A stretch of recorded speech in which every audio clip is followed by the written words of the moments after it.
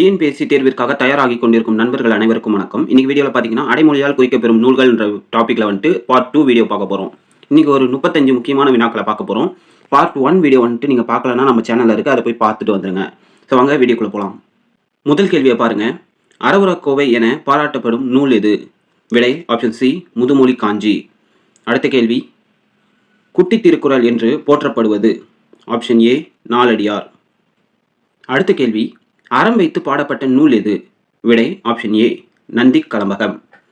அடுத்த வினா, பக்தி சுவை நனி சொட்ட சொட்ட பாடப்பட்ட நூல் எது? விடை ஆப்ஷன் சி பெரிய புராணம். அடுத்த வினா, நேமிநாதம் என்று போற்றப்படுவது? விடை ஆப்ஷன் ஏ சின்னூல். அடுத்த வினா, உலக பொதுமறை என பாராட்ட பெறும் நூல் எது? விடை ஆப்ஷன் பி திருக்குறள். அடுத்த வினா, முத்தமிழ் காப்பியம் என்று பாராட்ட பெறும் நூல் எது? விடை ஆப்ஷன் சி சிலப்பதிகாரம். அடுத்த வினா, நான்மணி மாலை என்ற சொற்றொடர் குறிப்பது? விடை ஆப்ஷன் பி முத்து பவளம் மரகதம் மாணிக்கம். அடுத்த வினா, திரிகடுகம் என்ற சொற்றொடர் குறிப்பது பார்த்தீங்கன்னா ஆப்ஷன் சி சுக்கு மிளகு திப்பிலி. இதுக்கு முன்னாடி இதில் கன்ஃபியூஷன் பண்ணி கேட்டிருக்காங்க. பட் பார்த்தீங்கன்னா ப்ராப்பரான ஆர்டர் எதுன்னு பார்த்தீங்கன்னா சுக்கு மிளகு திப்பிலி இதுதான். அடுத்த கேள்வியை பாருங்கள். வஞ்சி நெடும் பாட்டு என்று சிறப்பிக்கப்படும் நூல் எதுன்னு பார்த்தீங்கன்னா ஆப்ஷன் சி பட்டினப்பாலை. அடுத்த வினா, புலவராற்றுப்படை என்று சிறப்பிக்கப்படும் நூல் எது? விடை ஆப்ஷன் ஏ திருமுருகாற்றுப்படை. அடுத்து இந்த 48வது வினாவை பாருங்க. பொறுத்துக்க மாதிரி கொடுத்துருக்காங்க, இதை பார்த்துடலாமா? வேளாண் வேதம் என்னன்னு பார்த்தீங்கன்னா நாலடியார். ஸோ நாலடியாரை தான் நம்ம வேளாண் வேதம் அப்படின்னு சொல்லுவோம். உத்திர வேதம் பார்த்தீங்கன்னா திருக்குறள். அதுக்கப்புறம் 5ஆம் வேதம்ன்றது என்னன்னு பார்த்தீங்கன்னா மகாபாரதம்.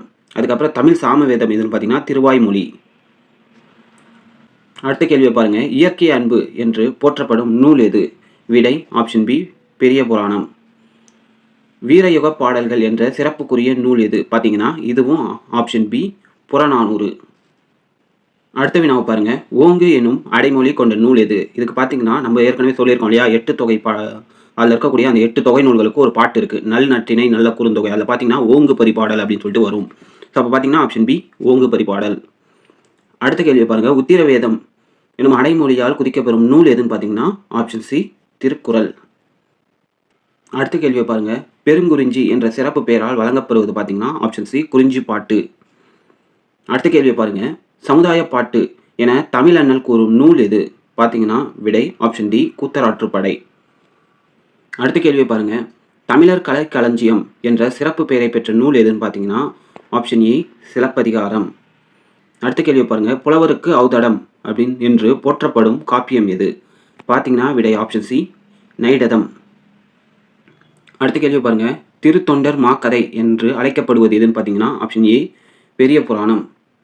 தமிழுக்கு கதி எனப்படும் நூல் எதுன்னு பார்த்தீங்கன்னா திருக்குறள் நாலடியார் ஆப்ஷன் ஏ. அடுத்த கேள்வி பார்த்தீங்கன்னா முக்தி நூல் என்று அழைக்கப்படுவது எதுன்னு பார்த்தீங்கன்னா சீவக சிந்தாமணி ஆப்ஷன் ஏ. அடுத்த கேள்வி பாருங்க. தெய்வீக உலா என்று சிறப்பிக்கப்படும் நூல் எது? விடை ஆப்ஷன் ஏ தீர்க்கைலாய ஞான உலா.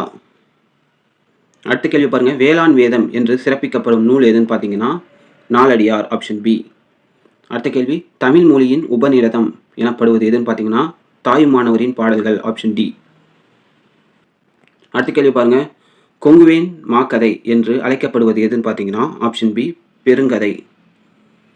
அடுத்த கேள்வி பாருங்க. குண்டலகேசியின் எதிர்வாத நூல் எது அப்படின்னு பார்த்தீங்கன்னா ஆப்ஷன் சி நீலகேசி. அடுத்த கேள்வி பாருங்க. சங்கத்தொகை நூல்கள் எனப்பட்டவை எதுன்னு பார்த்தீங்கன்னா 8 தொகை 10 பாட்டு. அடுத்த கேள்வி பாருங்க. நெஞ்சாற்றுப்படை என்ற அடைமொழியை பெற்ற நூல் எதுன்னு பார்த்தீங்கன்னா ஆப்ஷன் சி முல்லைப்பாட்டு. அடுத்த கேள்வி பாருங்க. சான்றோர் உரைத்த தண்டமிழ் தெரியல் என்று நச்சினார்க்கினியாரால் புகழப்பட்ட நூல் எதுன்னு பார்த்தீங்கன்னா ஆப்ஷன் பி 10 பாட்டு. அடுத்தது பாருங்க. கூடற்றமிழ் என குறிக்கப்படும் நூல் எது? ஆப்ஷன் பி மதுரை காஞ்சி. அடுத்த கேள்வியை பாருங்க.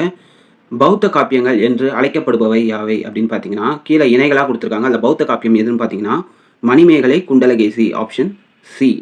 அடுத்த கேள்வியை பாருங்க. கீழ்கண்டவற்றுள் தவறான இணை எது அப்படின்னு பார்த்தீங்கன்னா ஆப்ஷன் சி திருமுருகாற்றுப்படை. அதுக்கு வந்துட்டு கூத்தராற்றுப்படை அப்படின்னு சொல்லிட்டு இருக்குது. இது தவறான இணை. ஸோ இதுதான்.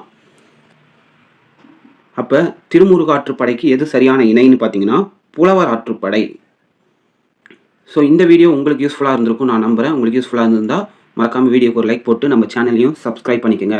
அண்ட் டிஎன்பிஎஸ்சிக்காக ப்ரிப்பேர் பண்ணிக்கிட்டு இருக்கக்கூடிய உங்கள் ஃப்ரெண்ட்ஸ் அண்ட் ஃபேமிலி கூட இந்த வீடியோவை ஷேர் பண்ணிக்கோங்க. ஸோ தேங்க்யூ ஃபார் வாட்சிங்.